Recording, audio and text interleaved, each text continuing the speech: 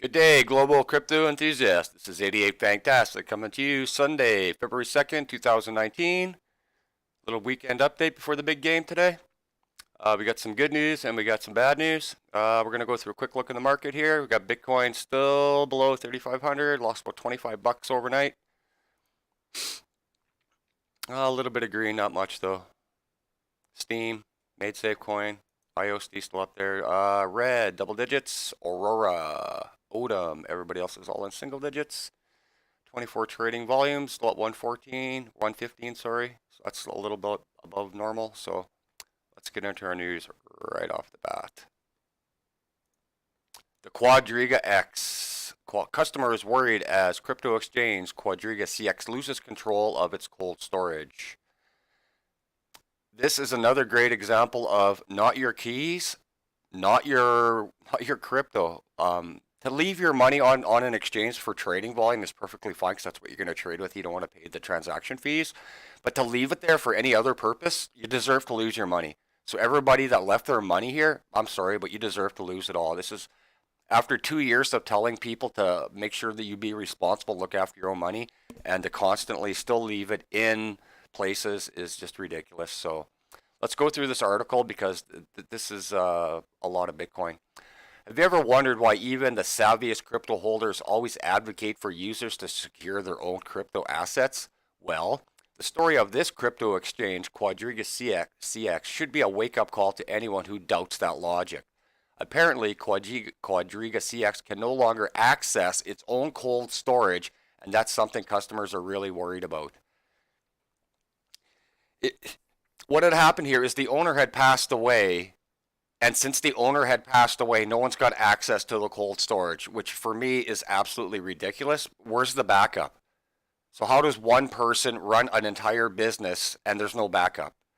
So what's next for Quadriga? The board has dispatched reassuring the customers that the issue is being handled. A case has been filed at the Nova Scotia court requesting the authority to appoint an independent third party to supervise the proceedings in regard to the protection of the creditors.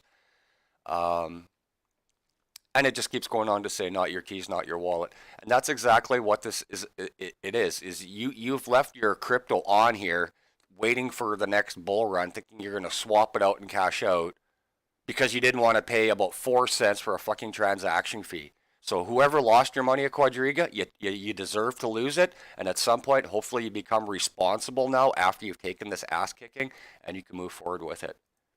Next story is with the Cryptopia hack from a couple of weeks ago, and it still has not been resolved yet. New Zealand police state Cryptopia may reopen early in February, and I'm going to show you why this is so important here in a second after we go through this.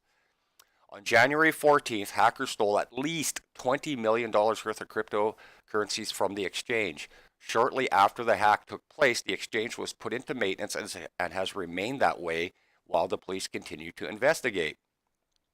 Earlier this week, the exchange was hit again that resulted in $180,000 worth of Ethereum being stolen. According to the report, 5,240 wallets were drained of their funds, and what's worse is that the victims were unaware of the hack. Now they're saying that it should be opened up in a couple of weeks, and police are still looking into it. What that tells me personally is that the hackers still have full control of this site, and nobody's been able to figure it out yet. Now I'm going to show you why that Cryptopia hack sucks balls. Look at that.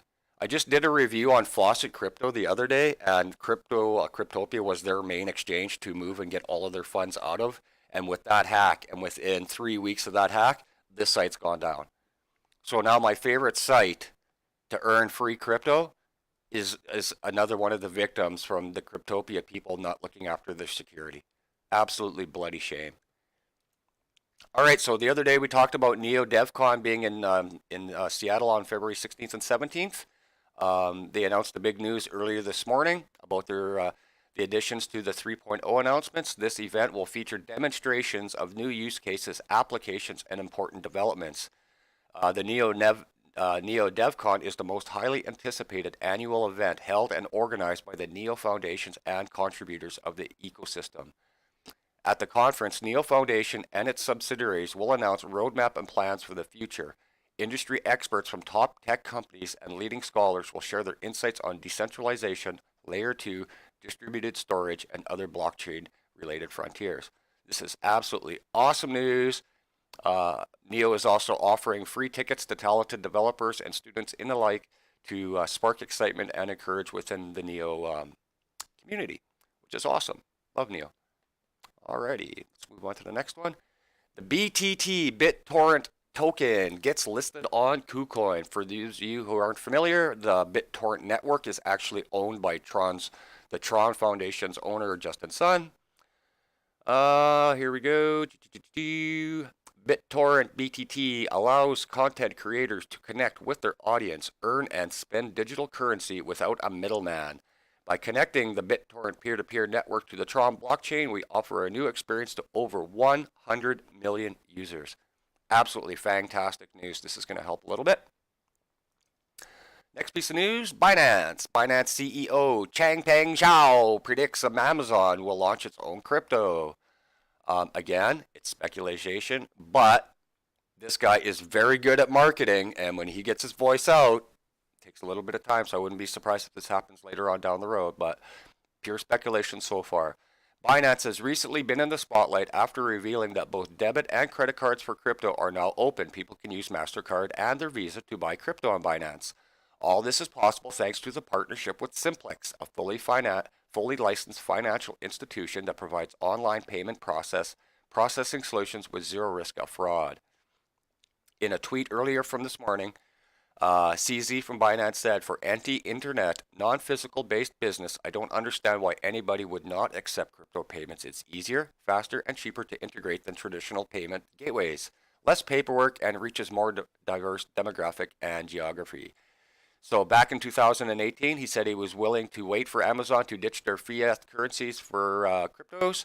It is also important to note that Amazon bought 3 crypto-related domains last year: AmazonTheorem.com, AmazonCryptocurrency.com, and AmazonCryptocurrencies.com. So it's only a matter of time.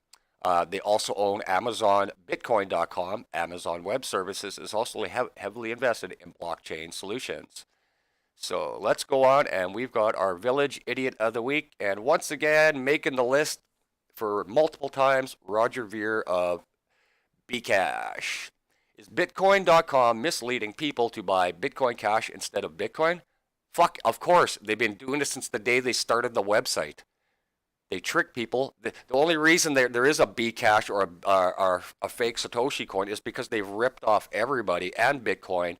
And I've said it a million times. If this was real business and legitimate business, Veer and fake Satoshi would be in so much litigation or already in jail, they wouldn't have a penny to their name. So let us start this article with the innovation of cryptocurrency, which has shaken the world with its value. It's named Bitcoin.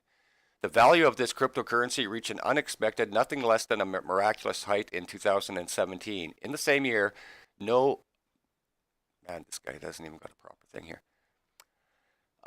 Basically, let's go right to the article. How is Bitcoin.com misleading people? As stated above, Bitcoin and Bitcoin Cash are 2 different assets. They resemble and pronounce similarly, hence most of the people are in the misconception that both are the same. This is the truth. New people that come into the space, they see the word Bitcoin and think it's all the same, when there's already 40 or 50 different products ripping off the Bitcoin name itself. Bitcoin.com is taking advantage of this confusion among the people. It is selling fake Bitcoin. It is also misleading people to buy Bitcoin Cash instead of the original Bitcoin. It is using various false and irrelevant information in media through various medium to appreciate Bitcoin Cash to attract people to buy it in assumption that it's the real Bitcoin. This is absolutely true because they've been doing it since day one, and there's no legal law in crypto yet to stop these people.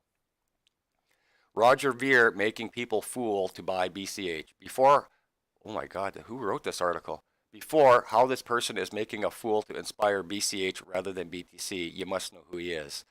I'm not going to get into it. I've bashed this guy enough. In a nutshell, Roger Ver is a guy that really did a lot to promote Bitcoin in the earlier days.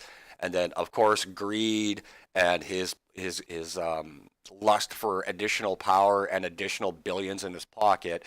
He then basically stole a lot of the teams and developments and did create his own project that he thought was going to tank Bitcoin, and it turned around and backfired and spit right back into his face. So Once again, our village idiot for the week is going to be Roger Ver and the Bitcoin Cash people for continually misleading people and still for not coming up and owning up to what their product really is, and that's just trash. So that's all I got for you guys today.